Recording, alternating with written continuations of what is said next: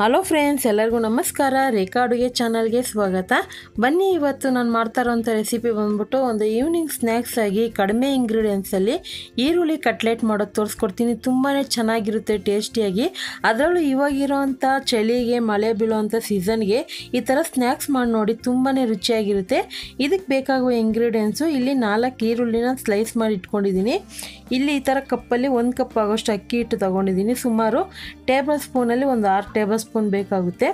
ನನ್ನ ಹತ್ರ sweet corn ಇತ್ತು, ಅದಕ್ಕೆ ಯೂಸ್ ಮಾಡ್ತಾಯಿದ್ದೀನಿ. ಸುಮಾರು ಒಂದು 2 ಟೇಬಲ್ ಸ್ಪೂನ್ ಆಗೋಷ್ಟು ಬೇಕಾಗುತ್ತೆ. ಮತ್ತು ಇಲ್ಲಿ 2 ಹಸಿರು ಮೆಣಸಿನ್ಕಾಯಿ ಕಟ್ ಮಾಡಿ ಇಟ್ಕೊಂಡಿದ್ದೀನಿ. ಶುಂಠಿ ಬೆಳ್ಳುಳ್ಳಿ ಪೇಸ್ಟ್ ಅರ್ಧ ಸ್ಪೂನು, ಮತ್ತು ಸ್ವಲ್ಪ ಕರಿಬೇವಿನ ಸೊಪ್ಪು 1/4 ಕಪ್ ಆಗೋಷ್ಟು ಕೊತ್ತಂಬರಿ ಕಟ್ ಮಾಡಿ ಇಟ್ಕೊಂಡಿದ್ದೀನಿ. ಖಾರದ ಪುಡಿ 1 ಟೀ ಸ್ಪೂನು, ಜೀರಿಗೆ ಪುಡಿ ಒಂದು ಅರ್ಧ ಟೀ ಸ್ಪೂನು, ಮತ್ತು ರುಚಿಗೆ ತಕ್ಕಷ್ಟು ಉಪ್ಪು, ಮಾಡೋದಕ್ಕೆ ಎಣ್ಣೆ. ಈಗ ಯಾವ ರೀತಿ ಮಾಡೋದಂತ ನೋಡೋಣ. ಮೊದಲಿಗೆ ಒಂದು 4 ಈರುಳ್ಳಿ ಮೀಡಿಯಮ್ ಸೈಜು. ನೀವು ಮನೆಯಲ್ಲಿ ಒಂದು 2-3 ಇರೋದಾದರೆ ಒಂದು 2 ಈರುಳ್ಳಿ ಹಾಕ್ಕೊಳ್ಳಿ, ದೊಡ್ಡದು. ಜನ ಜಾಸ್ತಿ ಇದ್ದರೆ ಒಂದು 4 ಈರುಳ್ಳಿ ಹಾಕ್ಕೊಳ್ಳಿ. ಈರುಳ್ಳಿನ ಸ್ಲೈಸಾಗಿ ಕಟ್ ಮಾಡಿ ಈ ಥರ ಚೆನ್ನಾಗಿ ಕೈಯಲ್ಲಿ ಸ್ಮ್ಯಾಚ್ ಮಾಡಿಕೊಂಡ್ರೆ ಅದರಲ್ಲಿ ನೀರಿನಂಶ ಬಿಡುತ್ತೆ, ಮತ್ತು ಅದು ಈರುಳ್ಳಿ ಅನ್ನೋದು ಲೇಯರಾಗಿ ಸಪ್ರೇಟ್ ಆಗುತ್ತೆ. ನನ್ನ ಹತ್ರ ಸ್ವೀಟ್ ಕಾರ್ನ್ ಇತ್ತು, ಅದನ್ನು ಯೂಸ್ ಮಾಡ್ತಾಯಿದ್ದೀನಿ. ಇಲ್ಲಾಂದರೆ ನೀವು ಸ್ಕಿಪ್ ಮಾಡ್ಕೊಬೋದು, ನಾರ್ಮಲ್ ಹಸಿ ಸ್ವೀಟ್ ಕಾರ್ನೇ. ಇದಕ್ಕೆ ಕಟ್ ಮಾಡಿರುವಂಥ ಹಸಿರು ಮೆಣಸಿನ್ಕಾಯಿ, ಕರಿಬೇವಿನ ಸೊಪ್ಪು, ಶುಂಠಿ ಬೆಳ್ಳುಳ್ಳಿ ಪೇಸ್ಟು, ಕೊತ್ತಂಬರಿ, ಖಾರದ ಪುಡಿ, ಜೀರಿಗೆ ಪುಡಿ ಇಷ್ಟು ಹಾಕ್ಕೊತಾ ಇದ್ದೀನಿ. ನಿಮಗೆ ಬೆಳ್ಳುಳ್ಳಿ ಫ್ಲೇವರ್ ಬೇಕಂದರೆ ಬೆಳ್ಳುಳ್ಳಿ ಸಹ ಜಜ್ಜಿಬಿಟ್ಟು ಹಾಕ್ಕೊಬೋದು. ಮತ್ತು ರುಚಿಗೆ ತಕ್ಕಷ್ಟು ಉಪ್ಪು, 1 ಸ್ಪೂನ್ ಎಣ್ಣೆ ಹಾಕ್ಕೊಂಡಿದ್ದೀನಿ. ಎಣ್ಣೆ ಹಾಕ್ಕೊಂಡು ಇದನ್ನೆಲ್ಲ ಚೆನ್ನಾಗಿ ಮಿಕ್ಸ್ ಮಾಡ್ಕೊಳ್ಳೋಣ. ನೋಡ್ತಾ ಇರ್ಬೋದು, ಚೆನ್ನಾಗಿ ಮಿಕ್ಸ್ ಆಗಿದೆ. ಹೀಗೆ ಇದಕ್ಕೆ ನಾನು ಅಕ್ಕಿ ಹಿಟ್ಟು ಹಾಕ್ಕೊತಾ ಇದ್ದೀನಿ. ಕಡಲೆ ಹಿಟ್ಟು ಹಾಕಿದ್ರೆ ಅದು ಪಕೋಡ ಅನ್ಸ್ಕೊಬಿಡುತ್ತೆ. ಮತ್ತು ನಿಮ್ಮ ಹತ್ರ ಅಕ್ಕಿ ಹಿಟ್ಟಿಲ್ಲ ಅಂದರೆ ಕಡಲೆ ಹಿಟ್ಟು ಹಾಕಿ ಮಾಡ್ಕೊಬೋದು. ಆದರೆ ಅಕ್ಕಿ ಹಿಟ್ಟು ಹಾಕಿದ್ರೆ ಒಂದು ಕ್ರಿಸ್ಪಿಯಾಗಿ ತುಂಬಾ ರುಚಿಯಾಗಿರುತ್ತೆ. ಈಗ ಅಕ್ಕಿ ಹಿಟ್ಟನ್ನ ಸ್ವಲ್ಪನೇ ಹಾಕ್ಕೊಂಡು ಫಸ್ಟು ಡ್ರೈ ಆಗಿ ಮಿಕ್ಸ್ ಮಾಡ್ಕೊತಾ ಇದ್ದೀನಿ.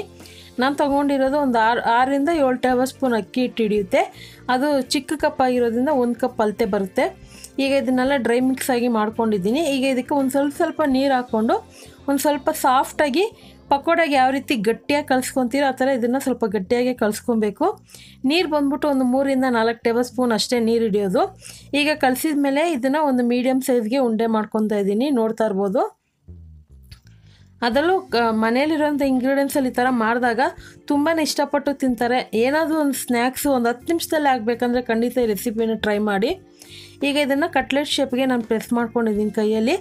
ಈಗ ನಾನು ಫ್ರೈ ಪ್ಯಾನ್ಗೆ ಎಣ್ಣೆ ಹಾಕ್ಕೊಂಡಿದ್ದೀನಿ. ನೀವು ನಾರ್ಮಲ್ ಬೋಂಡಾ ಬಜ್ಜಿ ಮಾಡೋ ಥರ ಜಾಸ್ತಿ ಎಣ್ಣೆ ಹಾಕಿ ಮಾಡೋದು ಬೇಕಾಗೋದಿಲ್ಲ. ಇದಕ್ಕೆ ಸ್ವಲ್ಪ ಎಣ್ಣೆ ಇದ್ರೂ ಸಾಕು. ಈ ಥರ ನೋಡಿ, ಈ ಥರ ಫ್ರೈ ಪ್ಯಾನ್ಗೆ ನಾನು ಸ್ವಲ್ಪ ಎಣ್ಣೆ ಹಾಕಿ ಈ ಥರ ಮಾಡ್ಕೊತಾ ಇದ್ದೀನಿ. ಕಟ್ಲೆಟ್ ಅಲ್ವಾ, ಇದನ್ನು ನೀವು ಕಡಿಮೆ ಎಣ್ಣೆ ಉಪಯೋಗಿಸಿ ಸಹ ಮಾಡ್ಕೊಬೋದು. ದೋಸೆ ಹೆಂಚು ಮೇಲೆ ಒಂದು ಸ್ವಲ್ಪನೇ ಎಣ್ಣೆ ಹಾಕಿ ಕೂಡ ನೀವು ಫ್ರೈ ಮಾಡ್ಕೊಬೋದು. ಆದರೆ ಈ ಥರ ಮಾಡಿದ್ರೆ ಟೇಸ್ಟು ತುಂಬಾ ಚೆನ್ನಾಗಿರುತ್ತೆ. ಮತ್ತು ಮೇಲೆ ಇರುವಂಥ ಲೇಯರ್ ಪೂರ್ತಿ ಕ್ರಿಸ್ಪಿಯಾಗಿ ಬರುತ್ತೆ, ಒಳಗಡೆ ಕೂಡ ಕ್ರಿಸ್ಪಿಯಾಗಿರುತ್ತೆ, ತುಂಬಾ ರುಚಿಯಾಗಿರುತ್ತೆ. ನೋಡ್ತಾ ಇರ್ಬೋದು, ಅಕ್ಕಿ ಹಿಟ್ಟು ಹಾಕಿರೋದ್ರಿಂದ ಇನ್ನೂ ಕ್ರಿಸ್ಪಿಯಾಗಿ ಬರುತ್ತೆ. ಇದನ್ನು ಮೀಡಿಯಮ್ ಫ್ಲೇಮಲ್ಲಿ ಇಟ್ಕೊಂಡೆ ಬೇಯಿಸ್ಕೊಳ್ಳಿ. ಯಾವುದೇ ಕಾರಣಕ್ಕೂ ಐ ಫ್ಲೇಮಲ್ಲಿ ಮಾಡೋಕ್ಕೆ ಹೋಗಬೇಡಿ. ಐ ಫ್ಲೇಮಲ್ಲಿ ಮಾಡೋಕ್ಕೆ ಹೋದರೆ ಈರುಳ್ಳಿ ಅನ್ನೋದು ಬೇಗನೆ ಕಲರ್ ಚೇಂಜ್ ಆಗುತ್ತೆ, ಮತ್ತು ಸೀದೋಗೋ ಫ್ಲೇವರ್ ಕೂಡ ಬರುತ್ತೆ. ಅದಕ್ಕೆ ಮೀಡಿಯಮ್ ಫ್ಲೇಮಲ್ಲಿ ಇಟ್ಕೊಂಡು ನಿಧಾನಕ್ಕೆ ಗೋಲ್ಡನ್ ಕಲರ್ ಬರೋವರೆಗೂ ಫ್ರೈ ಮಾಡ್ಕೊಳ್ಳಿ. ಆಲ್ಮೋಸ್ಟ್ ಇದು ಇವಾಗ ಕುಕ್ಕಾಗಿದೆ. ಸುಮಾರು ಒಂದು 2ರಿಂದ 2.5 ನಿಮಿಷಕ್ಕೆಲ್ಲ ಇದು ಫ್ರೈ ಆಗೋಗುತ್ತೆ. ಈಗ ಇದನ್ನು ಪ್ಲೇಟಿಗೆ ಸರ್ವ್ ಮಾಡ್ಕೊತಾ ಇದ್ದೀನಿ. ಇದನ್ನು ಬಿಸಿ ಇರೋವಾಗ ಹಾಗೆ ತಿನ್ನೋಕೆ ಕೊಡ್ಬೋದು, ಅಥವಾ ಬೇಕು ಅಂದರೆ ಗ್ರೀನ್ ಚಟ್ನಿ ಕೂಡ ಮಾಡ್ಕೊಬೋದು. ಆ ರೆಸಿಪಿ ಕೂಡ ಆಲ್ರೆಡಿ ಅಪ್ಲೋಡ್ ಮಾಡಿದ್ದೀನಿ. ಅಥವಾ ಟೊಮೊಟೊ ಸಾಸು, ಮಯೋನೀಸ್ ಸಾಸಲ್ಲಿ ಕೂಡ ತಿನ್ಬೋದು, ತುಂಬಾ ಚೆನ್ನಾಗಿರುತ್ತೆ.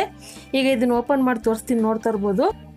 ಹಾಗಾದರೆ ಖಂಡಿತ ಇವತ್ತು ತೋರಿಸಿರುವಂಥ ಈರುಳ್ಳಿ ಕಟ್ಲೆಟ್ ರೆಸಿಪಿ ನಿಮಗೆಲ್ಲ ಇಷ್ಟ ಆಗಿದ್ದರೆ ನೀವು ಮನೇಲಿ ಟ್ರೈ ಮಾಡಿ. ಯಾವ ರೀತಿ ಇತ್ತು ಅಂತ ಕಮೆಂಟ್ ಮಾಡಿ, ಲೈಕ್ ಮಾಡಿ, ಶೇರ್ ಮಾಡಿ. ರೇಖಾ ಅಡುಗೆ ಚಾನಲ್ನ ಸಬ್ಸ್ಕ್ರೈಬ್ ಮಾಡಿ. Thank you for watching. Bye.